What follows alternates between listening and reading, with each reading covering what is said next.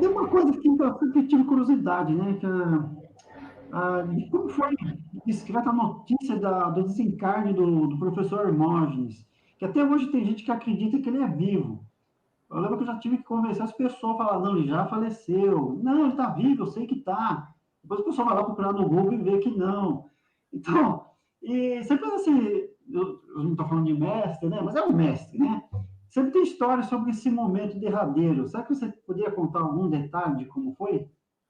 Posso, posso. Então, o professor, ele depois dos 92, 93, ele teve Parkinson, né? E aí ele começou a ficar realmente mais frágil, né? O corpo mais frágil. No documentário mesmo ele aparece bem magrinho, né? Não sei se vocês repararam, a voz muito fraca e o corpo estava muito, muito cansado, né? E o professor, ele falava assim, tá na hora de eu ir lá em cima trocar de roupa, porque no Bhagavad Gita tem uma passagem que fala isso, né? Que quando a gente morre, a gente troca de roupa. O corpo é uma roupa velha e a gente tem que trocar por uma roupa nova. O Bhagavad Gita tem uma passagem que fala isso. E o professor falava muito isso. Nossa, eu tenho que trocar de roupa. Esse corpo já está me atrapalhando, né? E esse documentário mesmo tem um fato interessante sobre isso, que o casal me procurou, a Bárbara e o Frandu, depois se tornaram grandes amigos meus, até hoje são grandes amigos meus, o documentarista, né? E quando eles me procuraram, o professor já estava nesse processo da doença, né? E eu falei para ele assim, eu falei, olha, já tem um outro documentário, não sei se vocês já viram também, que chama Deus me livre de ser normal, que é mais antigo, Está é. na internet, no E YouTube. tem esse do Lodolotos, que você citou, que é um outro documentário também, né? Mas então, aí eu falei para ele, não, o professor já tem um documentário, já fizeram uma homenagem para ele, o documentário é lindo, o outro também, o Deus me livre de ser normal, né? Deixa o professor descansar, ele está muito frágil e tal, não quero também ficar expondo ele, né? E eu pensei isso, né? Aí tá, fui conversar com o professor. Falei, olha, passaram lá dois documentaristas, jovens e tal, são praticantes de yoga, queriam fazer um filme na sua homenagem. E ele falou, eu quero fazer. Eu falei assim, poxa, avô, mas isso.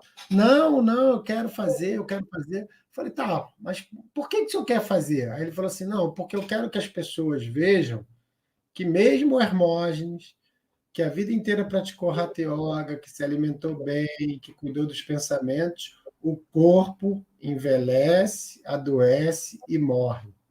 Não existe super-homem. Eu não vou viver para sempre.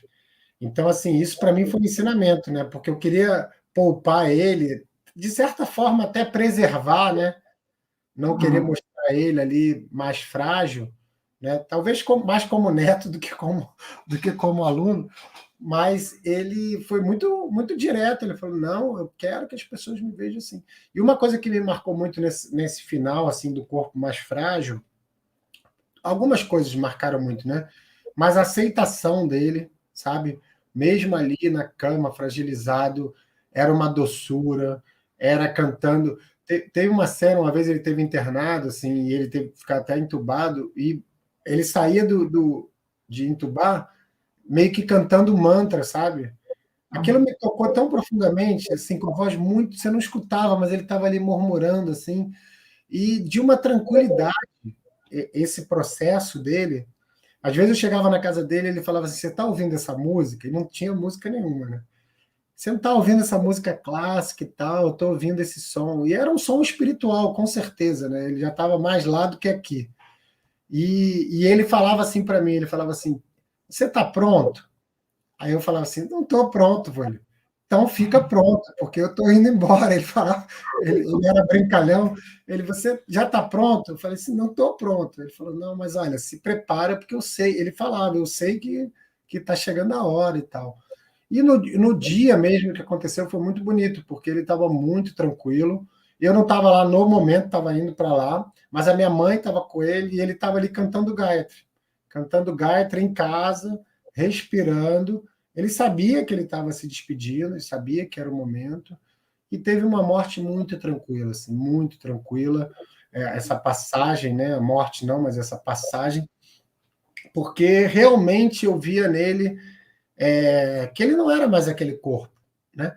E assim, as pessoas visitavam ele, ele sempre ainda ali, frágil, sem voz, ele queria passar uma mensagem.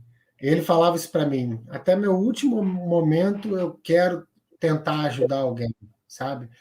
E eu acho que a espiritualidade nesse ponto foi muito boa com ele, né? Morrer em casa, tranquilo. E ele,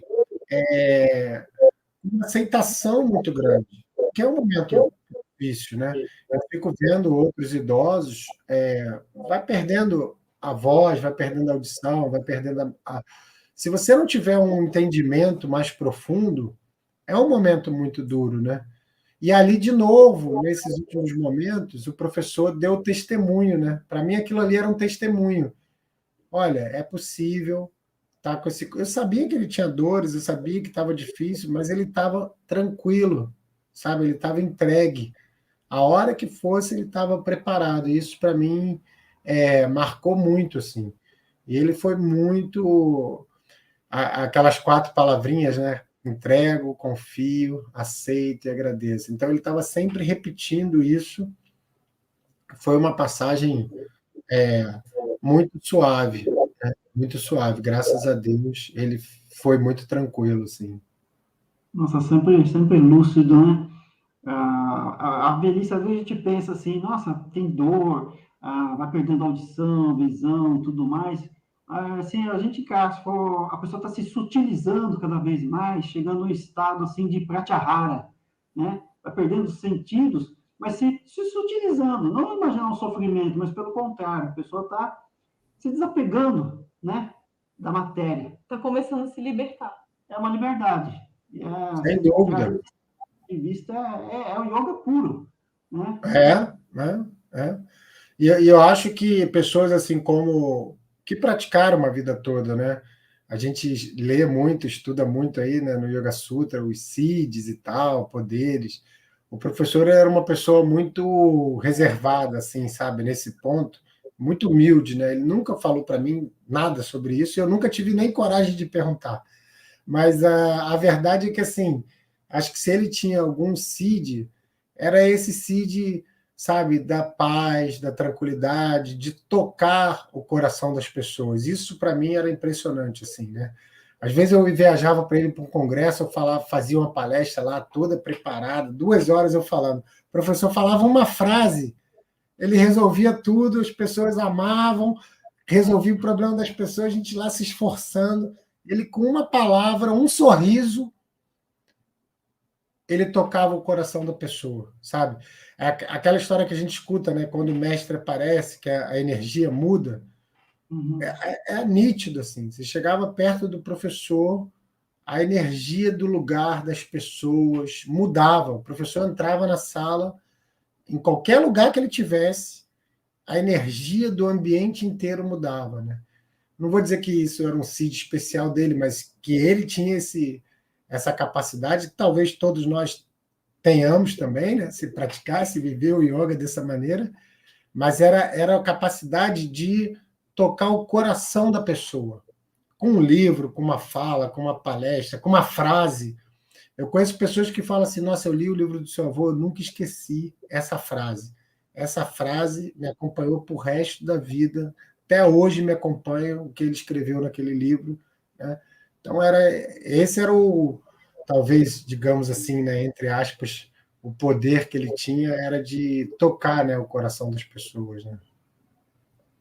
O magnetismo, né, que ele tinha era formidável. Você está falando de seeds, talvez ele tivesse todos os seeds, que é aquele lá de perceber, né, com muita nitidez como funciona o universo. E simplesmente não mexer em nada, porque ele perceber que é tudo perfeito. Então, deixa como está, eu aceito isso aqui com a perfeição que tem. Eu não preciso, né, me manifestar de maneira nenhuma. Essa é o maior de todos, porque você percebe que aquela coisa está funcionando e é perfeita. Eu não preciso sem dúvida. E aí, para encerrar, só nessa parte que a gente brinca, né? O professor, que era muito brincalhão, né? E as pessoas falavam assim para ele, professor, o senhor é muito carismático. Aí ele falava assim, careca eu aceito, asmático não. Ele sempre tinha uma brincadeira, assim. O pessoal chamava ele de guru, ele falava, guru não, no máximo canguru. mas guru eu não posso dizer de ninguém. Ele sempre tinha uma piadinha, sempre tinha uma brincadeira, né, para descontrair, né? Mas assim, eu falo muito para os alunos, né? É um exemplo que todos nós podemos seguir, né? Todos nós que trabalhamos, estudamos de maneira séria, dedicada, amorosa, a gente tem um pouquinho do Hermógenes, né? A gente tem um pouquinho do Hermógenes para passar para as outras pessoas. Eu falo muito isso com os alunos da formação. Olha, a responsabilidade, né? Vocês vão dar aula usando o nome do professor. Então, assim, você tem que ser um pouquinho, ter um pouquinho essa personalidade do amor, do cuidado, né? Da simplicidade, de não se perder, né? Na coisa muito intelectual, muito, né? Exagerado. Às vezes a gente vê também pessoas que acabam, né? Quase que um orgulho erudito, né? A pessoa tem que ser, e às vezes é o simples, é o básico, né? É o pranayama mais fácil, é o asana mais fácil, é a simplicidade do ensinamento que vai tocar as outras pessoas, né? Então, é um exemplo, para mim, é o maior exemplo, na verdade, na minha vida, sem dúvida, é o professor, porque é o que eu falo, a vida dele é a prova, né, que dá certo, que dá certo. Se você fizer, eu falo isso para os alunos, nesse ponto, yoga é uma ciência. Você faz, você se dedica, você tem resultado. Quem não fizer, quem não estudar, quem não se dedicar, quem não meditar, não tem resultado, também não tem milagre, né? Mas se a gente seguir ali com uma disciplina amorosa, né? Não é uma disciplina rígida, não é uma disciplina de se culpar, é uma disciplina amorosa. A gente faz porque é bom, porque a gente precisa, porque a gente gosta, né? Por isso que a gente faz sempre. Né?